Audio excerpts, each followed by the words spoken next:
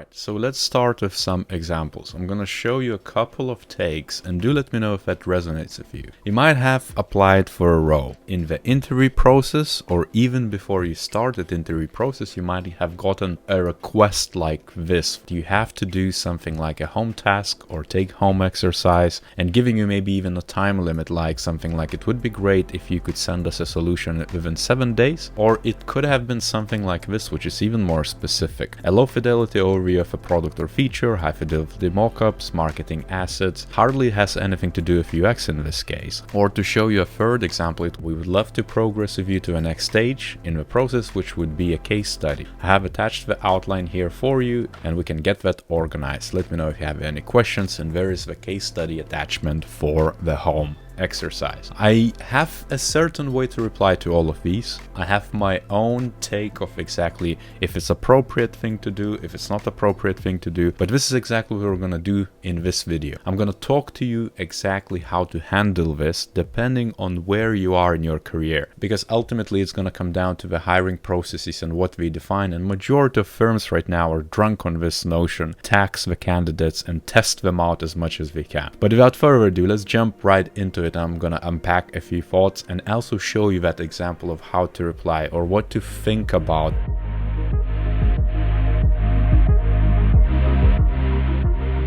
And this is very tough topic as well, because to be entirely honest, I started with take-home assignments to break into the field of UX. I remember spending evenings doing take-home assignments for my first UX roles in the field. I was guilty of that as well as a senior who shaped and asked the candidates back in the years ago to bring the take-home assignments, to do extra things, to take briefs and then come back with some sort of solution. I was guilty of that too. In retrospect, I mean, it was a stupidity and a school of thought which I don't think anyone should follow. As a hiring manager, as a team manager, I feel like the portfolio should cover all those bits. Your portfolio should clearly show your capability. You don't need to be tested any more than what's in your application. You know, with the resume, maybe a cover letter, if there is or it's not, it's an optional thing, and your case studies, it should outline your capability. If the hiring manager cannot see it, they can be specific and maybe ask you specifically to say how would you approach it, so you at least can give your thinking and maybe show some other examples which you forgot to include in the portfolio. That would be more than fair. And for granted, of course, that's even rarer thing. It's almost like you as a candidate have to take control over it. You need to influence and ask for it. So my typical response to these type of take-home assignments was, and this is by the way an actual email just like the other examples from some years ago, hey, with all due respect, having looked at the task, I don't think I can commit to it. Please don't get this wrong, but there are a couple of big reasons why. Firstly, I don't think it would do justice. I would need access to the core team, technologies, existing research, etc. This would require extensive time to cover properly. Related to the first point, I don't think a take-home task reflects the seniority of the role. And to caveat this, I think this was applying for lead or head of role. So it's quite experienced, and that's why the more experience you're gonna get in your roles, the less need there is to do some sort of take-home assignment. It has to reflect of your role. I interviewed for some companies, and I'm not gonna shame them and put it openly, but one of the fintech companies test every single candidate if they take home assignments, and that's their take. And I was like, well, shouldn't my portfolio be reasonable and enough to cover that? Their response was, this is a flat approach, which is a hiring process they establish from their design leadership. And that's a drunk leadership decision if you ask me, but it has to be appropriate to the band specifically, right? So if I'm gonna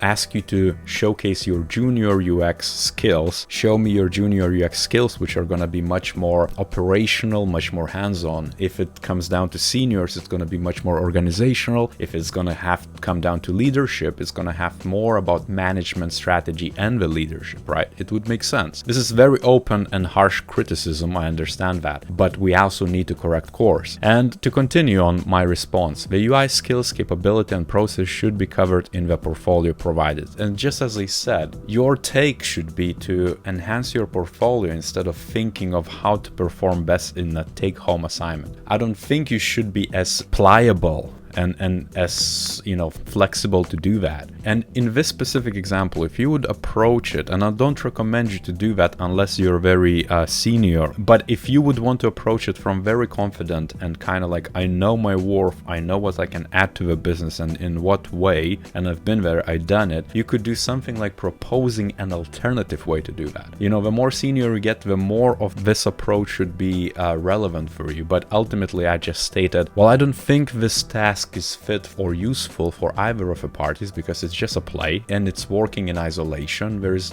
ultimately no point to do that. I would be glad to run a joint in-house couple of hours workshop as part of the interview process with a set core team, the people I hinted that I need their input, because I don't want to guess. I want to be sure, I want to facilitate, I want to draw out the conclusions and hypotheses and try to actually prove them wrong or right with research and things of that nature. Running a mini discovery and ideation to outline the key issues, high-level user needs, then jump into ideating on storyboard scenarios, potentially sketches. So I'm offering them saying, hey, let's get together, let's do a workshop, and potentially then do some sort of whiteboarding exercise, which I can cover in other videos if you want me to. Just do let me know in the comments. But you get my drill. I'm saying, I don't want to do this. Can we do something else? Wrapping it up saying, please let me know if it's something you or the team would like to explore. And spoiler alert, they didn't want to proceed. Now I said, fine, I don't really want to do that either, because to me it signals that they want the designers to work in isolation. They want us to go extra mile and do so for free. And even sometimes when I,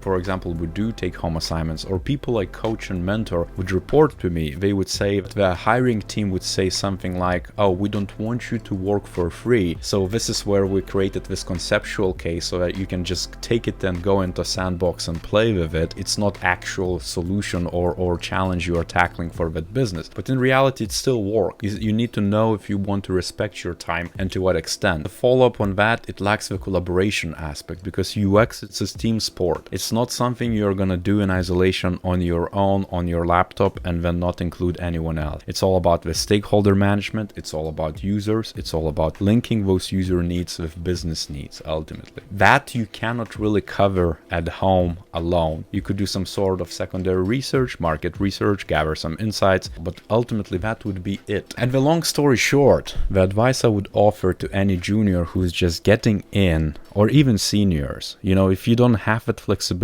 like I'm being ballsy and I'm just saying, hell no, I'm not gonna do it, I'm gonna do this. If you want it, let me know. Simple as that. But you might not have that option. And I'm very, very cognizant that you shouldn't just follow my advice blindly, because it depends on the location, it depends on the region, it depends on the cultures, it depends on the current industry and maturity within that industry itself. You need to consider how much and how bad do you want that position. All of what I've shown you and all that ballsy approach could break and I could ignore if I really want to go for that position. If I want to join that team, I would go and do take home assignments left and right. If you are just trying to break into the field, you're definitely going to need to go extra mile, and you're definitely going to need to work harder than anyone else, because anyone else who's already in the field have done that hard work already. Don't compare yourself with myself or anyone else. It's your journey. Just think what's appropriate. The more senior you're going to get, though, the less likely you're going to need to do take-home assignments, and the more flexibility you're going to have. And from someone like myself who's,